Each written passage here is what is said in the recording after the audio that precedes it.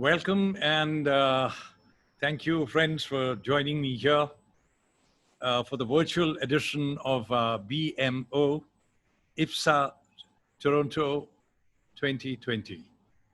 So this is an opportunity for me as well as it is for you to reassess some of the things that I've known about Indian cinema and to share them with you. At the outset, it seems to me that there are three diseases that we can deal with where these influences are quite clearly manifest. So we can begin with, let's say, the beginning of the arrival of sound, especially from early 1930s, let's say from 1931, when Alamara was made, to the Bengal talkies, and that is the period of 1930s. And thereafter, we can go to, very briefly, to what was happening in 30s is also a period when Bhakti poetry was majorly sort of important in the cinema that was being produced from the studios in Maharashtra, especially Pune, earlier Kolhapur. And thereafter, its shift to Mumbai, which was then known as Bombay. So there were all kinds of Bhakti influences at that time.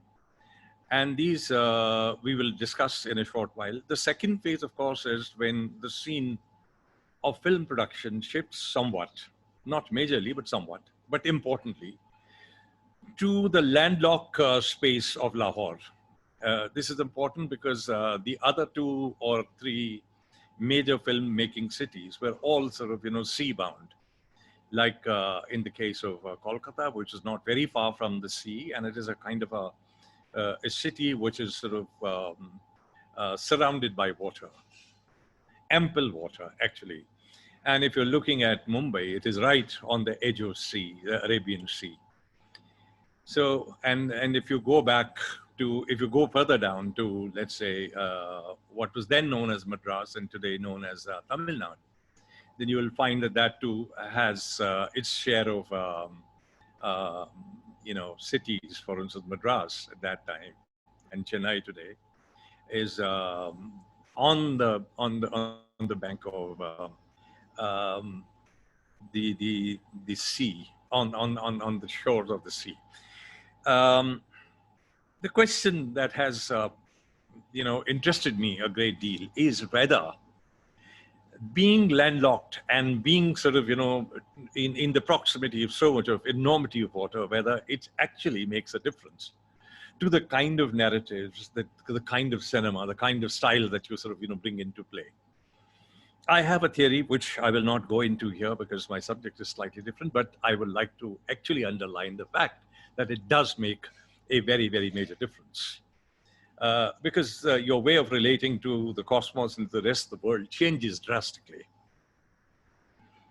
So the next phase is the post-independence or post-partition phase, because partition is a very traumatic experience in which the loss of life, the loss of property, the loss of dignity, the human dignity, the whole narratives of dislodgement, etc., etc., and of course the loss of cultural moorings. So it leads to a different kind of reorganization of the human body and the human soul in terms of existence and in terms of the ideologies, the nationalists and non-nationalists and the global ideologies that they will live through. So the period is from 1947. Its beginning is actually, it goes back to, let's say, 1946, and it goes well into up to about 1964, when our first Prime Minister Nehru passes away. It's important to remember that the initial phase of our independence, where we have self-governance, the motif of the family is very, very important. So we have two different kinds of cinemas. One which is utopic, where we are into construction of a newly sort of, or a nascent a nation state and a nationhood, and the dystopian parallel to that. So we are living down a narrative of family that we've inherited from the unity that was forged as a result of our fight against the British colonial rule. And the dystopian thing is already beginning to question the very idea of independence and so on and so forth. Whether Sufism and Bhakti poetry plays a part in all this is something that we are going to address very briefly. And after that, there is a lull because from 1964, after the death of Nehru, the family narrative disintegrates very briefly, and not very briefly, in fact, for almost a decade and a half, if not more. And in that, the cinema now becomes a search for a lost father. If you look at the early cinema of Amitabh Bachchan, then you will find that the angry young man is not just angry because he's disanchored, he doesn't have jobs, he's out on the road and so on and so forth, but he is also separated from the father. That separation from the father. So in a kind of in a very literal sense, there is this enormous sort of, profound existential sort of anxiety due to the inheritance of a bastardized existence. And I'm not using it as a swear word, but bastardized here actually means a existential sort of, condition. Whether in this period there is any influence of Sufism, I'm not so sure. Although we have Qawwalis being used, we have the genres.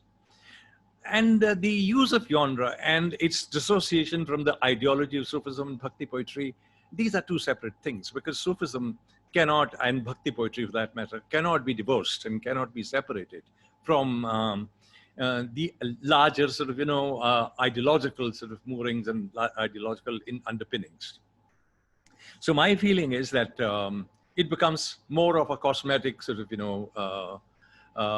linkage to Sufi Bhakti tradition, if at all.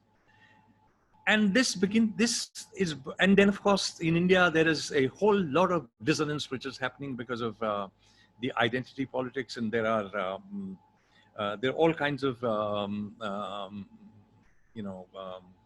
politically very let's say questioning movements which are taking place. You have the first sort of conglomerate of right and left liberal forces that will sort of ease Indira Gandhi out of power briefly, and then of course the rise of these these very diverse and sort of often contradictory forces, and the formation of a government which lasts barely 2 years, and thereafter the return of Indira Gandhi in an avatar which is far more sort of fierce and which is far more sort of tyrannical. And this also actually witnesses the rise of divisive identities of various subnationalities, including one in Punjab and subsequently in Kashmir. And maybe elsewhere down south in Tamil Nadu, which is happening in Sri Lanka more predominantly. But this is not the period where these texts are invoked in their ideological sort of, in their ideological sort of resonance. So there is a degree of generic reaching out, but this is not really a resonant reaching out. That's my thesis. This is effectively brought to an end towards the end of the 80s with a film which was made by N. Chandra. It's called Tesab. Some of you might have seen this film. In fact, that film in my mind is very, very interesting because it brings together 2 or 3 things. First of all, there is a very popular song in that which is penned by none other than this very popular and very extremely highly regarded lyricist and scriptwriter, Javed Akhtar. And the song is 1, 2, 3, 4, 5, 6, 7, 8, 9, 10, 11. And I had the opportunity of asking Javed Akhtar why he is getting into a song like this. Of course, I had a thesis, and my thesis was that there are various modes of Sufi poetry in which we deal with. Let's say we recount the days of the week, we recount the days of the months of the year, we recount the alphabets, and we also sort of go into a literal sort of, counting. So in a way, there is some kind of a, relationship that is clearly visible, but it's a relationship which is sort of, also performative, and it is being done by a girl who's on stage and who's singing for the audience, who's very raucous, and who is um,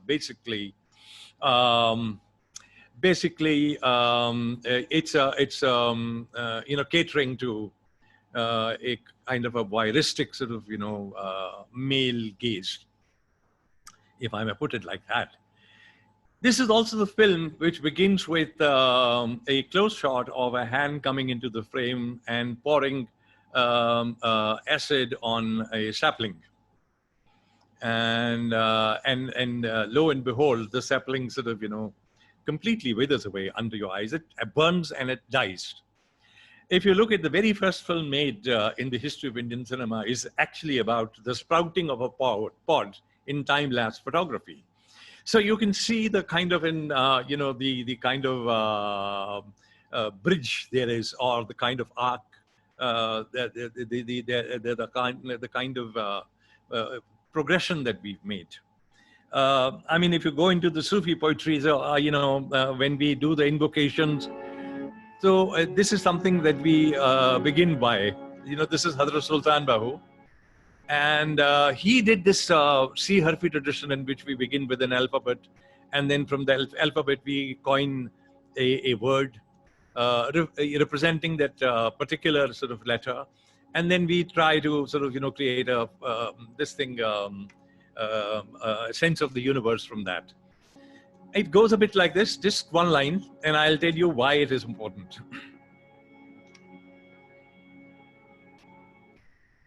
Allah pi Allah,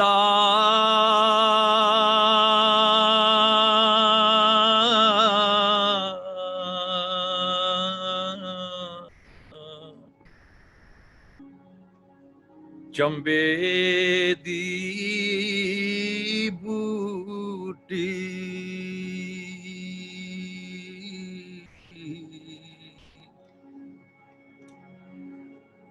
Murshad man vich lai hu,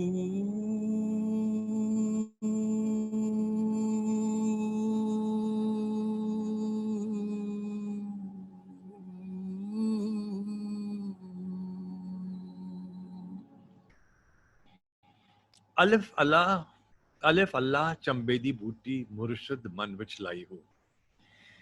Now, just look at the linkage that we are making between the first film, that is a silent film made in time-lapse, quite revolutionary, time-lapse photography, in which we see a pod becoming a sapling.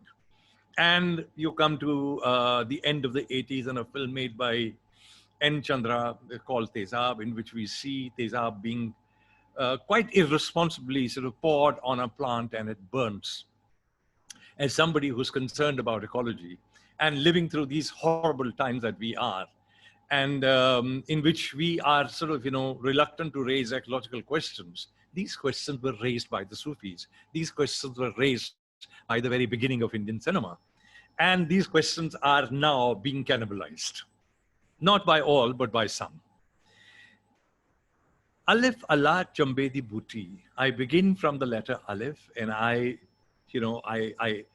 recall Allah, the Almighty.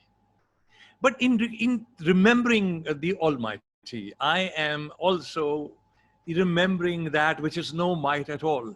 Chambedi Bhuti. Chamba is a small garden.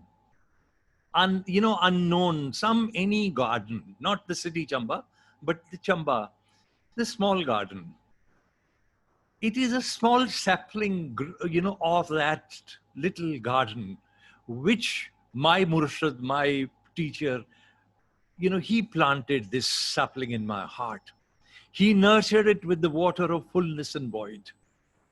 Nafiyas baat da pani milya. It's a nafiyas baat, the concept which comes from Islam, is shared with, let's say, Hinduism, where we talk where we talk about shunya, and with you know, with the Buddhism as well. You know, the whole notion of shunya, the larger sort of, you know, engagement with the universal energy or multiversal energy in terms of shunya. The point I'm making is that such verses were very, very central to some of these poets who were writing poetry. So it is effectively brought to an end. And I also want to underline the fact that Tezab was the first film that ushered in the presence of what is known as the commercial Bollywood cinema in the International Film Festival that was held in '89. I remember it very, very clearly. There was a great deal of protest because commercial cinema had, in any case, access to wide sort of circulation, and they didn't need actually international film festivals to showcase their sort of, you know, kind of erotic or erogenous desires and drives and so on and so forth. This is the film that H.K.L. Bhagat, the man that we associated with, the 1984 anti-Sikh riots.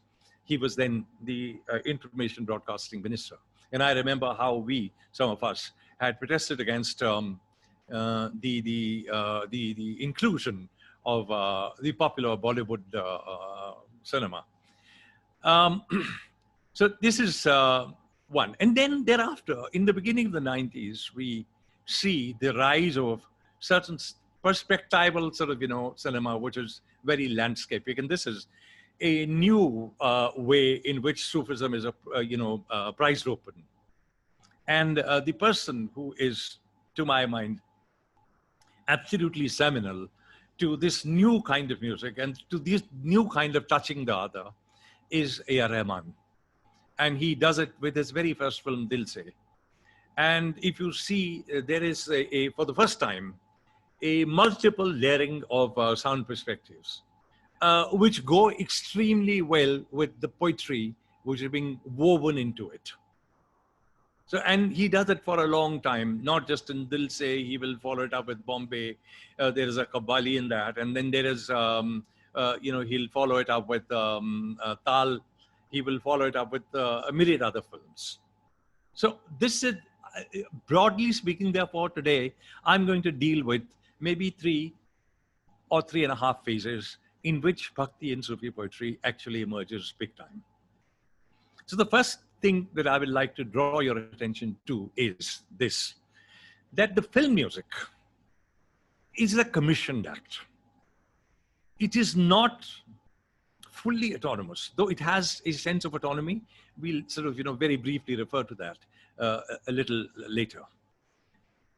It is a commissioned act. It is subservient to the narrative, the overall narrative, which is happening.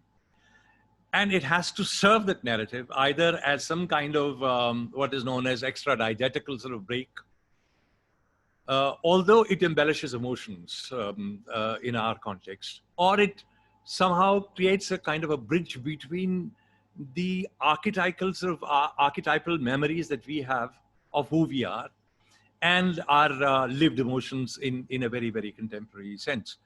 So in that sense, the film music helps ordinary people to sort of, for a little while at least, to become sort of, a more intimately linked to their own sort of archetypal or primeval self. That may actually be a kind of a debatable thesis, but it is one of the theses, and I in fact feel like defending that. The other thing about Indian film music is that it is commissioned the act which will involve the involvement of the director, because he will choose where he wants the song, or he or she will choose where the song is wanted. And he or she will choose who will be most suitable to do that kind of song, who the singer should be, who the poet should be, and who the music composer should be. Of course, it also brings in the unknown sort of dramatis personae, and that would be the what are known as the music maker, in the sense that people who are creating, who are actually creating the entire chorus. So we can call them what? The manager of the music in whatever. So where is the counter hegemony in this? So how would the Indian film music recover its sense of autonomy? If you have strong poets, and in the 40s, I like to believe that we had exceptionally strong poets, coming from the Indian People's Theatres Association and the Progressive Writers Association. So they were sort of, both linked to that. And also the music composers, they worked in close conjunction with both these movements. I mean, it begins with Ravi Shankar, it has Salil Chaudhary, it has briefly, filmmakers like Devanand's elder brother, Chetan Anand, and you had people like Khwaja Ahmad Abbas, and you had all kinds of people sort of, part of this. So, this is going to find a counter-hegemonic presence. So you have Sahil Ludhianvi, you have Majroor Sultanpuri, you have Shailendra, you have Kaifi Azmi, you have Janisar Akhtar. So they keep on sort of bringing in these registers, even when the song is supposed to sort of, serve some other narrative drive. So there is no way you can keep it completely shut. So that is how the counter-hegemonic sort of move of these writers will bring in either a questioning utopia or a completely discordant, dystopic spirit into play, invoking some of these traditions. And how these traditions are invoked is something that I will sort of, very briefly deal with here. Let me say that that we have after or immediately before independence, the directors are beginning to speak in two voices. So the song could be as much about the narrative as it is about the larger sort of political or existential sort of anxieties witnessed outside.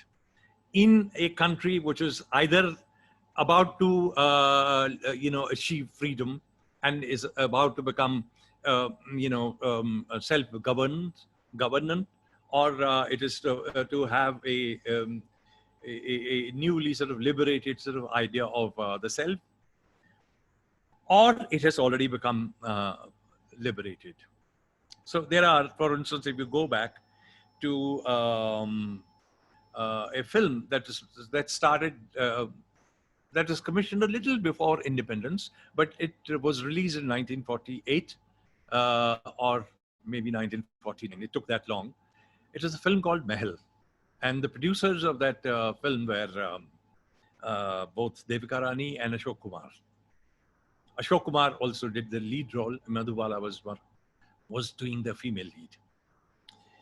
And the music was given by Khemchand Prakash, and the lyrics were written at that time by the iconic sort of lyricist called Nakshab. Now, here, Kamal Amrohi, who was the director, he wanted an ad-lib sort of, singing preceding its main song. And the main song, you probably would know,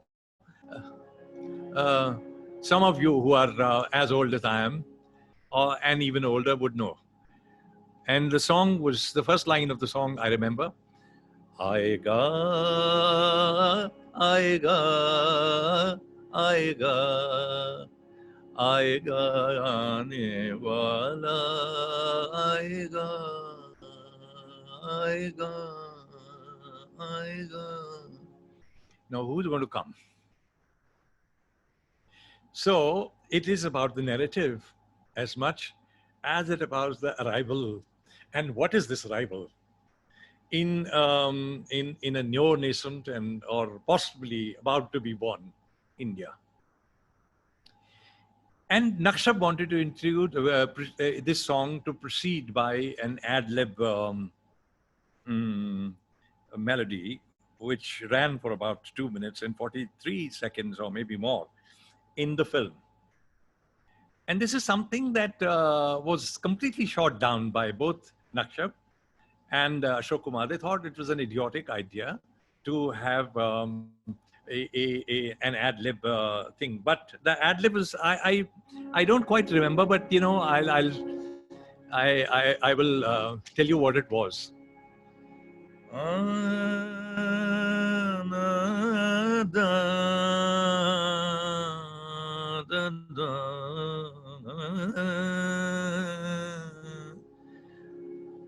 खामोश है ज़माना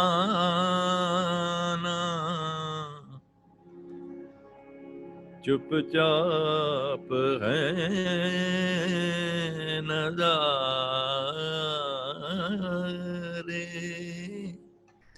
The world is silent and all the landscapes are sort of kind of breathing in sleep.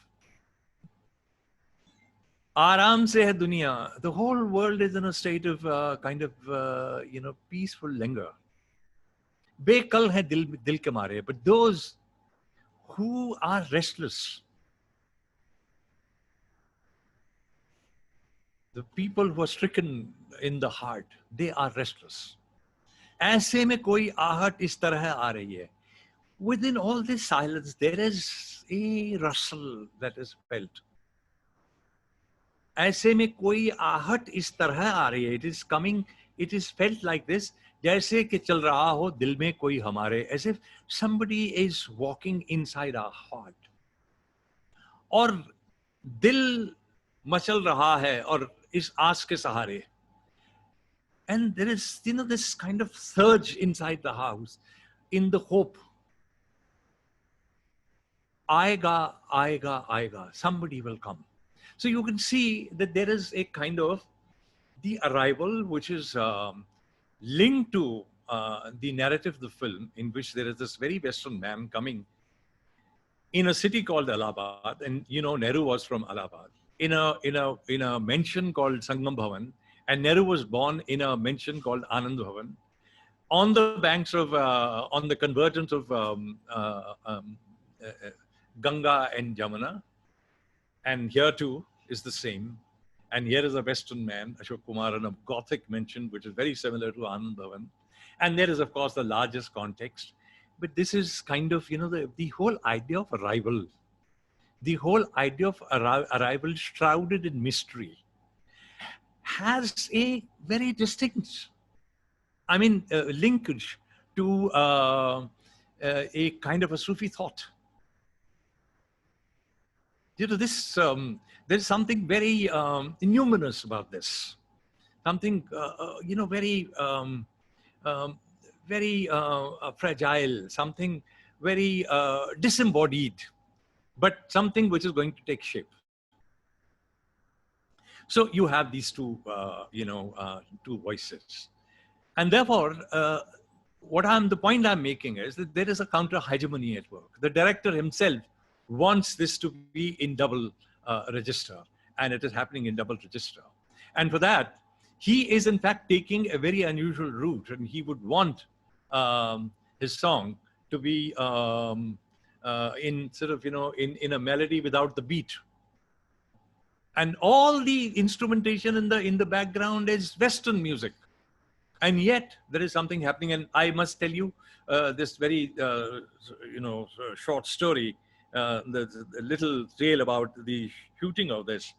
Now, Khemchand Prakash wanted it to have a feel of arrival from a distance. And the technology, the sound technology, the studio technology at that time didn't exist like that. So he asked Lata Mangeshkar to walk from, let's say, about 10 yards or 10 feet. I don't know what the distance was. And to move towards the mic singing, in order to create this idea and aura of the distance. So that was the innovation. Anyway, I should not get distracted. I must, come to the main point. The main point is that there is a counter-hegemonic mode, even though it doesn't have the clear mandate to be ideologically rooted like the Sufi texts. But it is sort of, making a move, and it is inserting that margin. And it has a way of diluting. I don't think it is diluted, actually. It's very fine poetry. And this poem, in fact, is not written by Naqshab. When Naqshab refused to write this, Kamal Amrohi himself penned these lines. And these are beautiful lines. Very simple, but very effective. This is something that Raj Kapoor was also doing in the 50s when he started making his film. Uh, he would actually sort of, in most of his films, the hero would be a kind of a vagabond, or if not a vagabond, then somebody who is, without any financial sort of, means. So the person is sort of, kind of confined in either, living off the road or living literally on the road, quite homeless. Um, homeless in an economic way, but homeless, when we speak about homelessness, we also speak about the Sufi concept of la makan, which is actually the induced sense of homelessness through the creative act. In the case of Raj Kapoor, what is the creative act? The creative act is one of falling in love. Falling in love with a girl who's equally destitute, but slightly better, a little more sort of, in control of her economic being than Raj Kapoor is. A very dignified Nargis. And and there is this song where they meet on a roadside dhaba, and it's raining, it's pouring. And in that song, actually, you for the first time see the entire Raj Kapoor progeny and his younger brother Shashi Kapoor and his elder son Randhir Kapoor and his younger son who passed away recently, Rishi Kapoor, also sort of has little kids walking in the background. And the song was, प्यार हुआ इकरार हुआ प्यार से फिर क्यों डरता है दिल कहता है दिल रास्ता मुश्किल मालूम नहीं है कहाँ मंजिल. Love happened, and ikrar is a kind of the promised bond happened. प्यार हुआ इकरार हुआ प्यार से फिर क्यों डरता है दिल. Then why is there this fear in my heart about this idea of love? कहता है दिल, says the heart, रास्ता मुश्किल, the path is difficult, मालूम नहीं है कहाँ मंजिल, we don't know where the destination is. This is the double voice. प्यार हुआ इकरार हुआ है प्यार से फिर क्यों डरता है दिल. प्यार हुआ इकरार हुआ है प्यार से फिर क्यों डरता है दिल. कहता है दिल रास्ता मुश्किल मालूम नहीं है कहाँ मंजिल. कहता है दिल रास्ता मुश्किल मालूम नहीं है कहाँ मंजिल. Now, you see, this is not merely a song about love between a destitute young boy and an equally destitute young girl. It is about a romantic sort of, unease or romantic sort of, uncertainty about where this newly freed nation is going to go.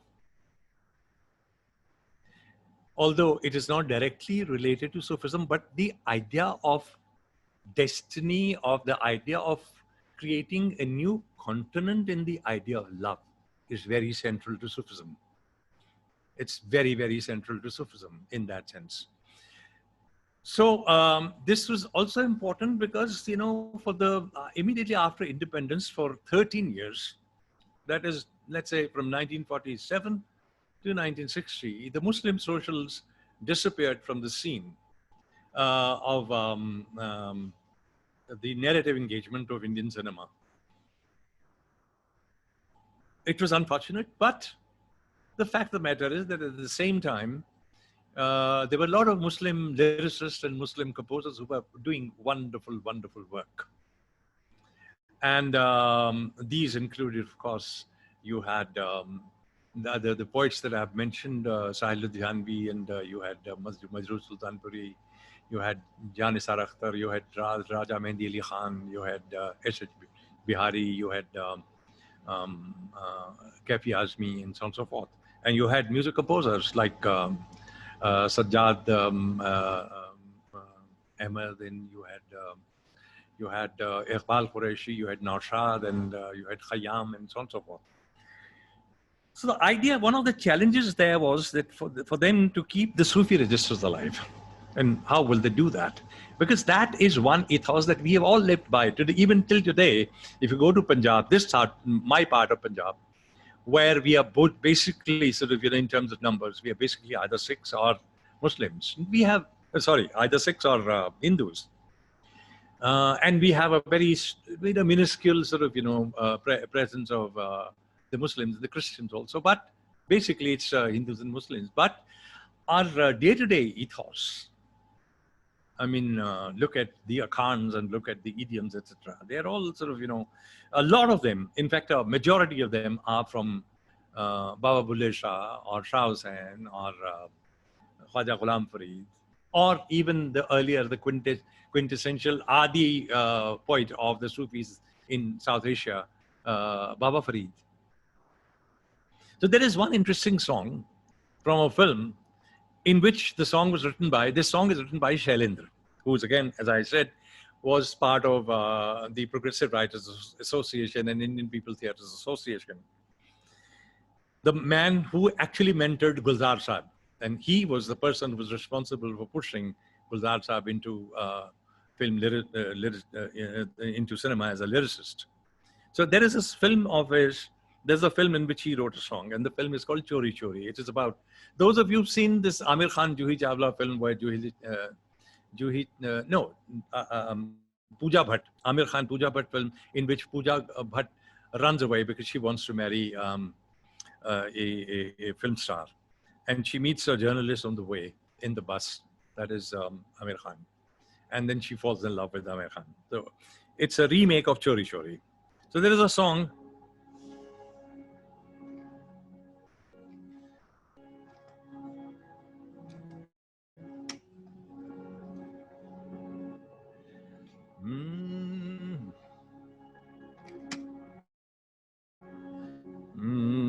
ये रात भीगी भीगी ये मस्त नज़ार, ये रात भीगी भीगी ये मस्त नज़ारे, उठा धीरे धीरे वो चांद प्यारा प्यारा. I'm sorry, I'm confusing the melody a bit, but the point that I want to make is Darana, darana, darana. Yes, the melody was Ye raat bhigi bhigi, ye mast nazare, utha dheere dheere, wo chand pyara pyara. Yeah, that's the melody. Utha dheere dheere, wo chand pyara pyara. Many of you may not know, but Shailendra, who was basically a Bihari from the Purabang from East India, was born in Rawalpindi, where his father was posted. And he spent a good part of his childhood there. The reason why I'm mentioning this is that there is a verse of Utha dheere dheere wo chand pyara pyara. Chad channa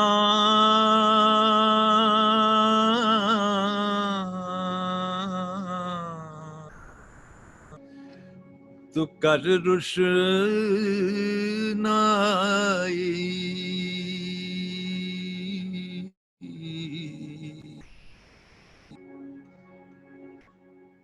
zikr kare de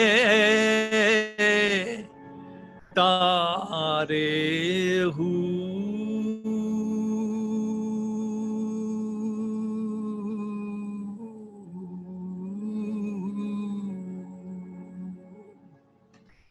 चढ़ चन्ना तू कर रोशनाई, जिक्र करेंदे तारे हूँ, उठा धीरे धीरे वो चांद प्यारा प्यारा. I mean, there is a way in which we sort of, invoke things from our childhood. These verses are very, very fascinating in that sense. This is the process that kept on happening for a long time in Indian cinema. In fact, it is happening right up to 1964. And I can sort of, I would need maybe 4 or 5 hours to sort of, go through at least 50, 60 such examples. Two points that I like to make here is that, this hyphenation of Sufi and Bhakti music, Bhakti poetry, is a good hyphenation because it helps us a great deal in our political struggles today, to question bigotry, to question intolerance, to assert our inclusive and multiply diverse being, culturally diverse being, against those who actually want to create a monolith of just one religion, one caste, or one people. So that way, the hyphenation of Sufi and Bhakti poetry is very, very fascinating. And this is what we've been using as cultural activists, including me, for a long, long time. But there is a difference. And the difference is very clearly this.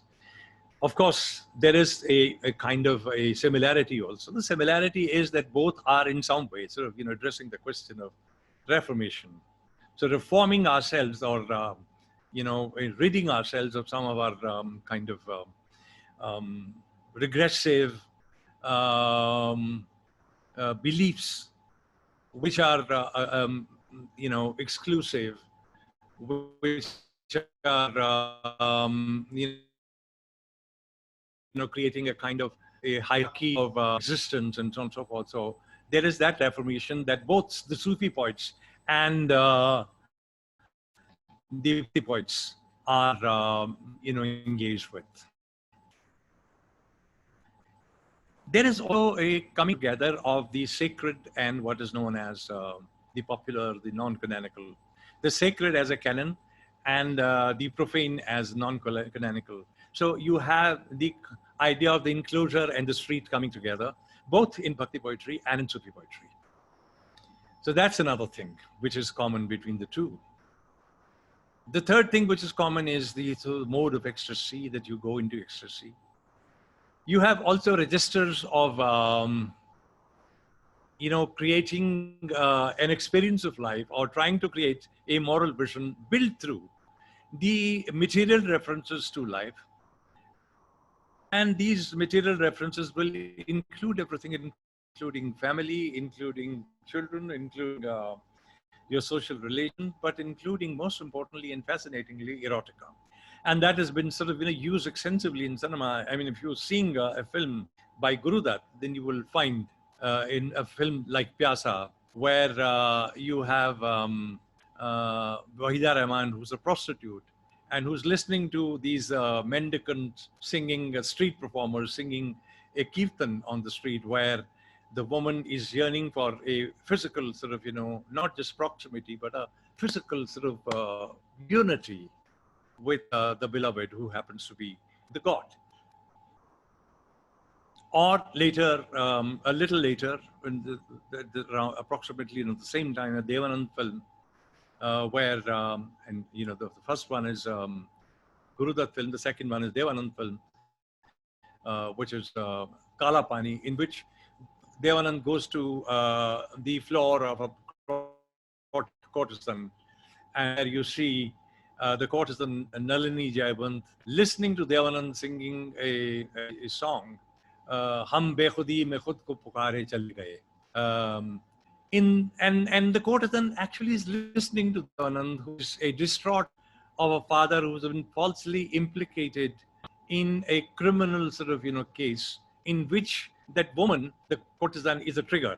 Now the courtesan comes into a state of trance, and she goes into wash. Then she actually, instead of dancing like a courtesan, she begins to actually move like a devotee.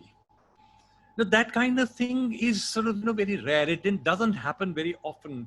Subsequently, after in the 70s or 80s, I would say that even in the 90s and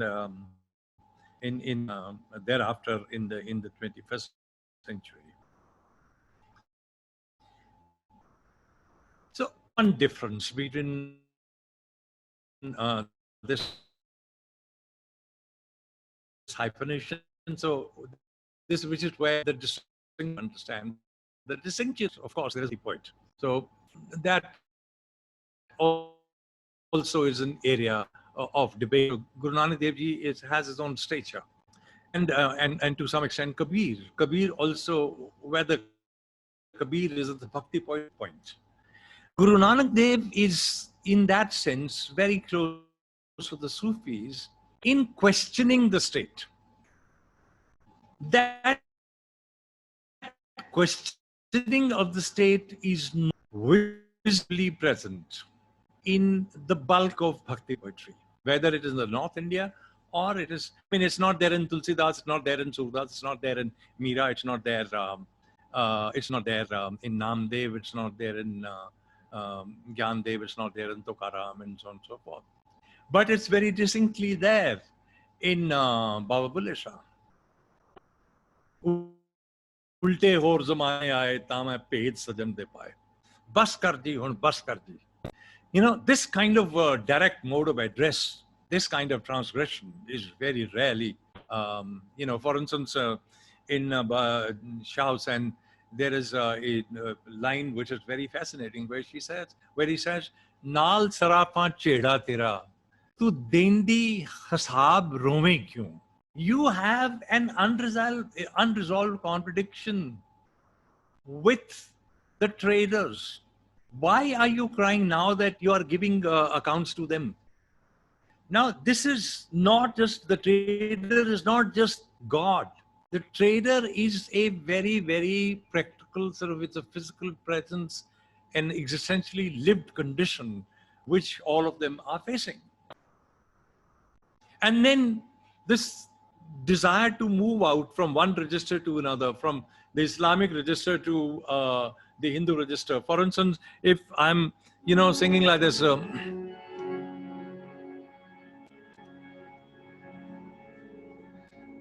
Tere mein ishq nachaiyan kar thaiya thaiya, tere ishq nachaiyan kar thaiya thaiya, rata बोड़ी पे तबीबा नहीं था मैं मर गईया, तेरे इश्क नचाइया कर थैया थैया. So when I'm singing this is the mukhra. So there are, in Sufism, in Sufi music, there are, in the conventional Sufi music, there are 4 things very important. You begin with a nagma, which is an instrumental sort of, you know, theme, which is played on mostly stringed instruments and also harmonium. Followed by a rubai, which is a kind of a preface to the poem that will follow. So, Tere main ishq nachaiyan kar thaiya thaiya, I can begin with a rubai. And that could be Ankhad baja baje suhana,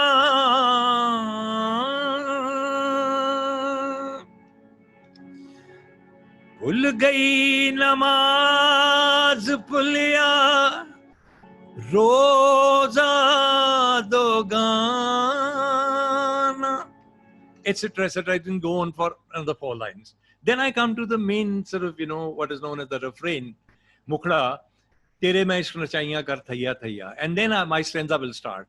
And in that stanza, I will be singing, for instance, डूब गया वे सूरज बाहर रह गई लाली. Now this is the political line. डूब गया सूरज बाहर रह गई लाली, ओ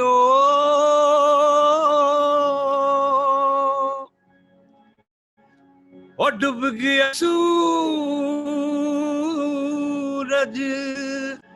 डूब गया सूरज बाहर रह गई लाली.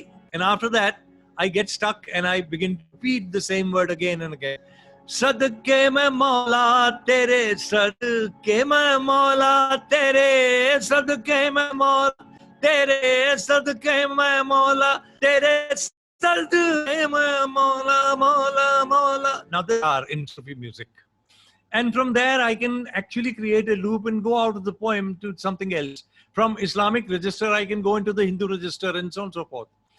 This has influenced, in a very uncertain way, it has influenced the Indian film music. I mean, if you're looking at a film like Jodha Akbar and there is this Khabbali, Khwaja Mere Khwaja, then you will find that Khwaja mere Khwaja, the Khwaja mere Khwaja, Khwaja ji, Khwaja ji, Khwaja ji, Khwaja ji, he will keep on, repeating that.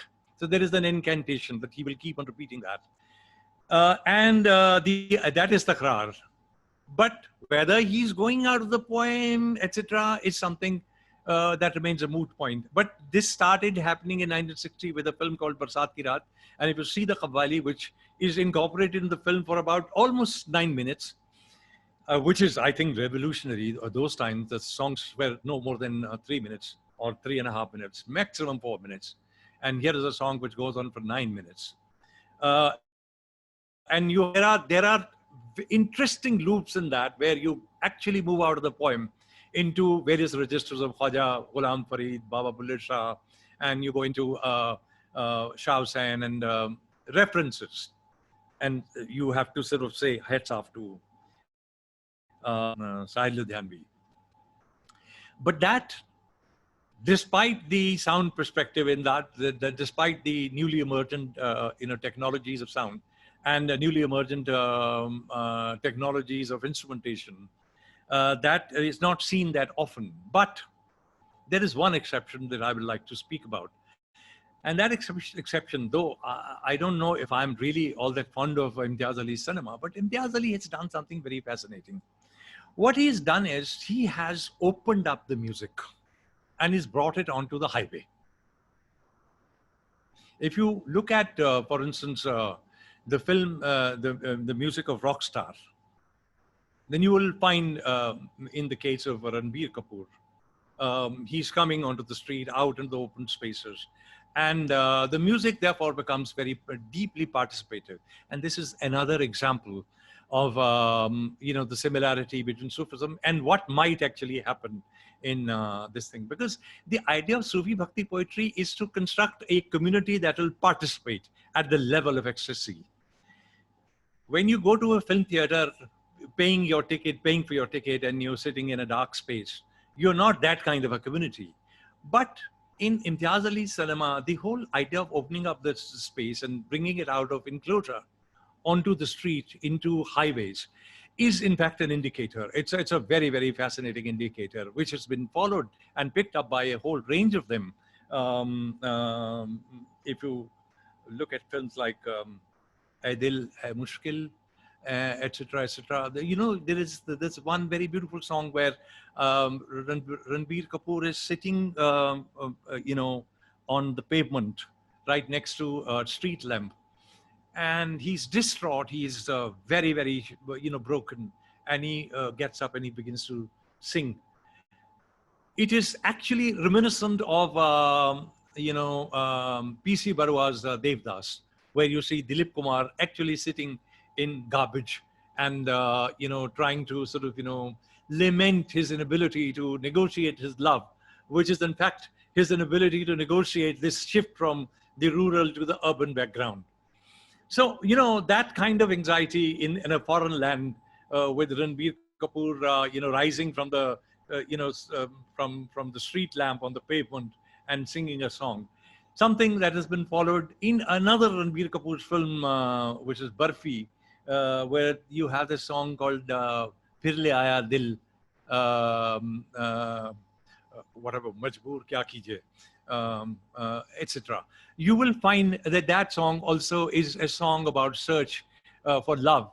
So the continent of love actually becomes the most fascinating search.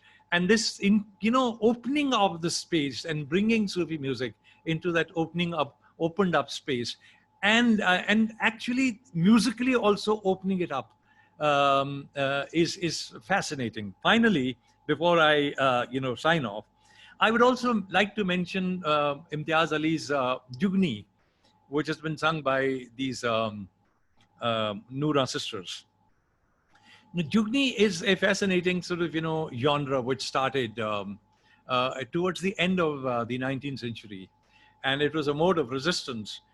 And it is in the agency of a woman who barges into spaces where she's not supposed to go.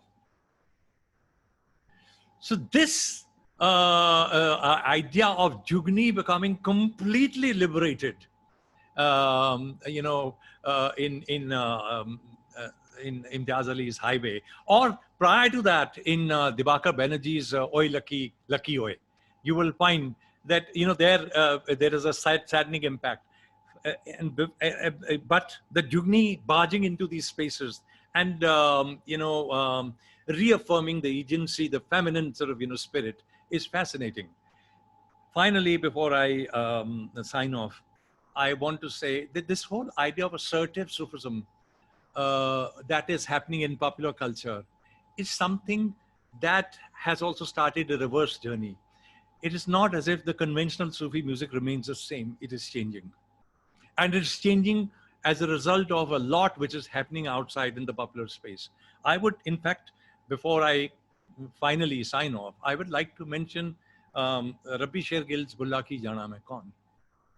It's a very interesting and a very different profiling. It's a very assertive, singing. It's not about the mode of surrender. It's not like, Marya Pitya hoya koi, main bulla main ki jana main kaun. Of course, it has been taken from Rumi, Rumi, who actually says, Chetadbire Musalmana